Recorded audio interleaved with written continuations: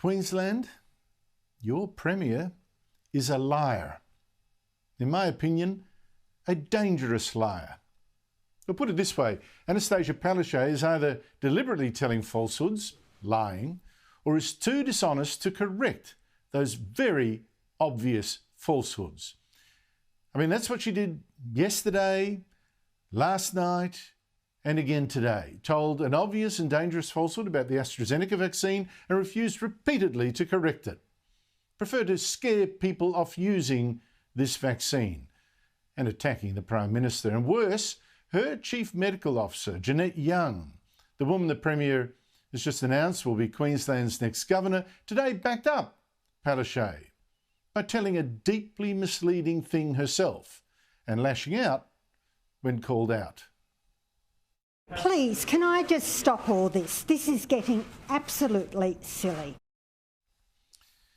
Premier Palaszczuk says that she goes on medical advice. But what we now see is politics, the politics of fear.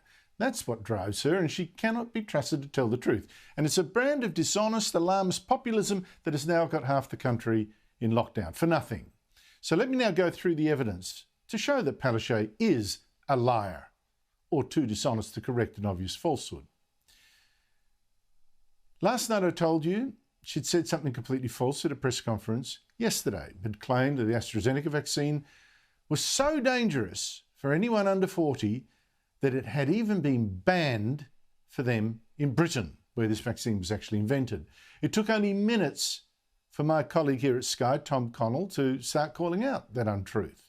And on last night's show, I proved Palaszczuk was wrong by showing you the official advice from Britain's vaccination committee that adults under 40 with no health condition could still take AstraZeneca, but were offered an alternative vaccine, a slightly safer one like Pfizer, if it was available and if it did not cause delays in getting vaccinated. Britain has not banned AstraZeneca.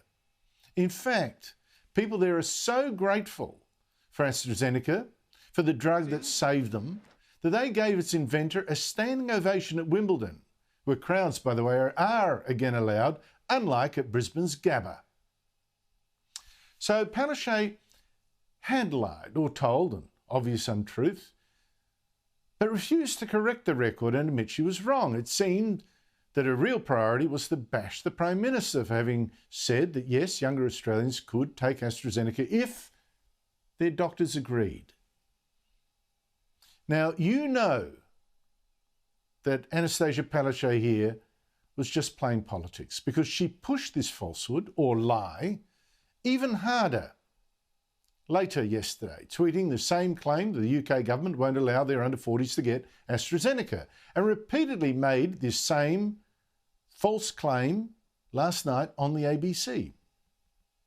AstraZeneca was manufactured by Oxford AstraZeneca in the United Kingdom, and now they're not offering AstraZeneca to their under 40s. And why are they not allowing people under the age of 40 in the United Kingdom to get AstraZeneca? Now, note something significant there. The left-leaning ABC, in that case, its left-leaning political editor Laura Tingle, did not call out this Labor Premier's falsehood that we'd been calling out for hours on Sky News. It is Sky News that has fought for the truth here, fought this scaremongering, that it will stop, that, well, this fear-mongering will stop many Australians from taking this vaccine. You know, you listen to Palaszczuk, if you listen to her, thousands or millions of young Australians will be left unprotected from the virus because supplies of the alternative, Pfizer, are so low. Now, Sky News tried again today to get her to admit the truth. At the Premier's press conference, Sky News reporter Ben Murphy tried repeatedly to get Palaszczuk to correct her lie or falsehood. Watch the Premier duck and dodge. I mean, do anything but tell Queenslanders that what she's been saying is actually flat wrong. On your Twitter account, you said even the UK government won't allow their under 40s to get the AstraZeneca vaccine.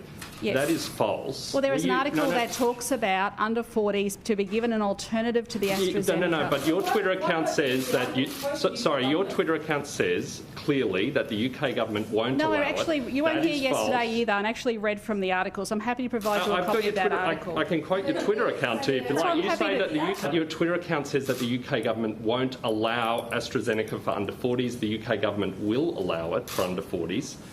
Were you being purposely misleading? No, definitely not. You're saying you're not misleading the public, but clearly you put forward an assertion that is incorrect. I came here, I read from the piece of paper, OK? I'm happy to look at that. Yeah, this is shocking because I find it impossible to believe that Palaszczuk, at least by today, did not know that she was wrong. That Britain has not banned AstraZeneca for the young. And she was also wrong, by the way, to say that our own medical authorities had told us not to use it too.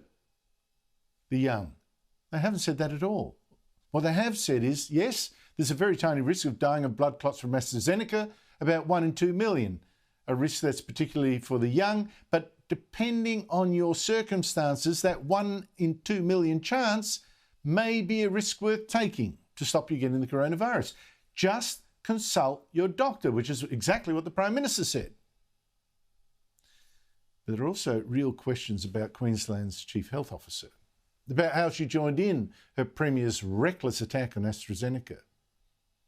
Today, she refused to apologise for having said yesterday that the young in Queensland would not be given AstraZeneca. No way. They wouldn't be given that freedom of choice because it was so deadly.